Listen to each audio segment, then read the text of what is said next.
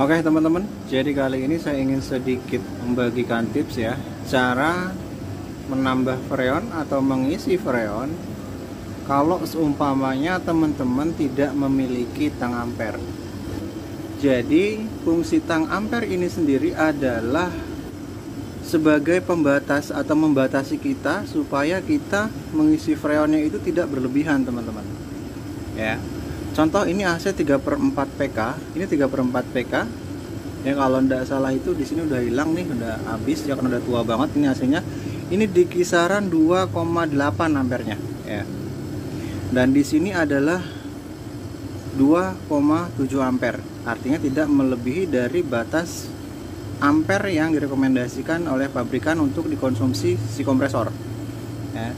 Jadinya kompresor suhunya pun stabil ya.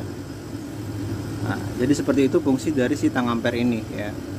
Nah, bagaimana kalau kita tidak memiliki sebuah tang ampere ini untuk mengisi freon ya?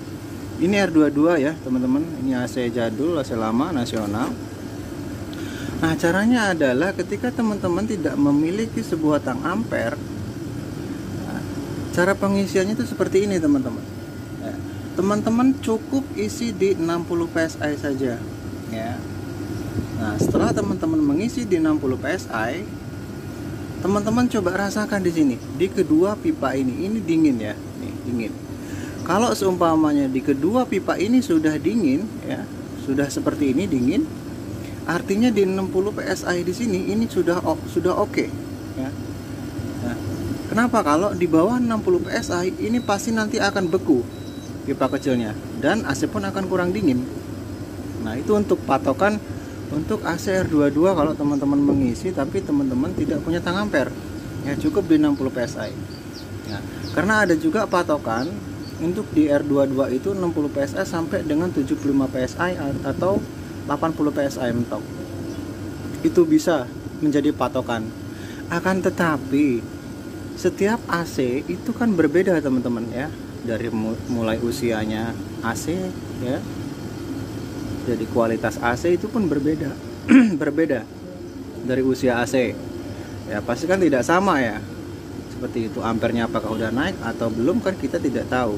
Nah, makanya saya menyarankan isi di 60 PSI saja ya. Kenapa saya menyarankan seperti ini? Karena rata-rata AC yang saya tangani untuk R22 ya, itu ketika saya mengisi di 60 PSI, ampere itu normal ya. Ampere itu nggak melebihi batas dari si nameplate. Jadi seperti itu. Itu kalau AC yang masih keadaan normal teman-teman, artinya kompresor tidak ada masalah ya. Nah, jadi seperti itu untuk yang R22 ya, caranya seperti itu teman-teman ya. Teman-teman tambah mentok di 60 PSI, kemudian teman-teman raba di sini di kedua pipa ini apakah dingin atau tidak ya. Kalau seumpamanya pipa besarnya masih kurang dingin ya, coba teman-teman cek ke indoor, teman-teman raba di indoornya apakah sudah rata atau belum. Kalau seumpamanya di indoornya belum rata banget ya, di sini pipanya belum dingin, teman-teman tambah lagi ya. Jadi seperti itu, mentok di 75 sudah, jangan diisi lagi. Kalau dua-duanya ini sudah rata, oke berarti ya. Jadi tapi saya menyarankan di 60 PSI saja ya. Biasanya di 60 PSI itu untuk R22 itu udah bagus, udah normal ya. Pipa besar, pipa kecil itu dingin. Jadi seperti itu. Nah, kita akan lanjut ke R32. Nah, oke teman-teman, ini untuk AC yang R32-nya. Nah, untuk AC R32-nya, nah, kalau semuanya teman-teman tidak memiliki tang ampere ini ya, sama seperti tadi halnya dengan R22. Nah, cuman perbedaannya itu hanya ada di tekanan teman-teman ya, di sini. Nah, jadi ketika teman-teman mengisi freon atau menambah freon R22, teman-teman cukup isi di 120 PSI saja ya, kalau memang teman-teman itu tidak memiliki tang ampere ya. Nah, ketika teman-teman isi di 120 PSI, teman-teman coba rasakan di sini di kedua pipa ini ya, dingin atau tidak. Dan di indoornya juga teman-teman juga dicek juga rata atau tidak di bagian indoornya ya, seperti itu. Nah, kalau kurang rata di bagian indoornya, teman-teman juga bisa tambahkan ya, di 140 juga bisa, sampai benar-benar di indoor itu rata ya. Biasanya saya kalau lupa bawa tang ampere, biasa yang saya lakukan adalah pengisian di 120 psi ya. Itu biasanya akurat ya, itu kebanyakan hampir 80% ya. Kalau AC-nya sudah berumur seperti ini udah lama juga AC-nya, bukan AC baru, itu pasti akan sesuai dengan ampernya. Jadi ampernya itu tidak melebihi ya ambang batas yang ada pada nameplate.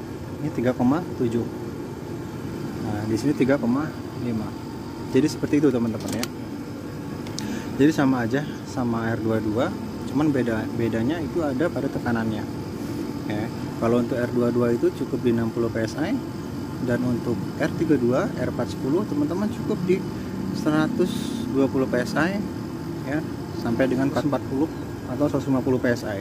Nah, kalau teman-teman mau mengisi di lebih dari 120 psi itu, nah teman-teman juga harus coba rasakan di pipa dan indoor rata atau tidak ya. Tapi saya sarankan isi aja di 120 psi, itu udah oke, itu udah aman ya. Jangan sampai teman-teman mengisi freon mengikuti patokan. Kalau mengisi patokan nanti, untuk patokan di R32 ini kan 120 sampai dengan 140 atau 150 psi. Nah, kalau teman-teman mengikuti itu, takutnya ampere nanti itu melebihi batas ambang yang ada pada nameplate teman-teman ya. Jadi seperti itu. Nah, jadi saya sarankan isi saja di 120 psi. Ini dingin, indoor pun dingin ya. Jadi seperti itu teman-teman ya. Ini untuk khusus yang nggak punya tang ampere saat pengisian atau penambahan pada AC. Oke teman-teman, semoga bermanfaat.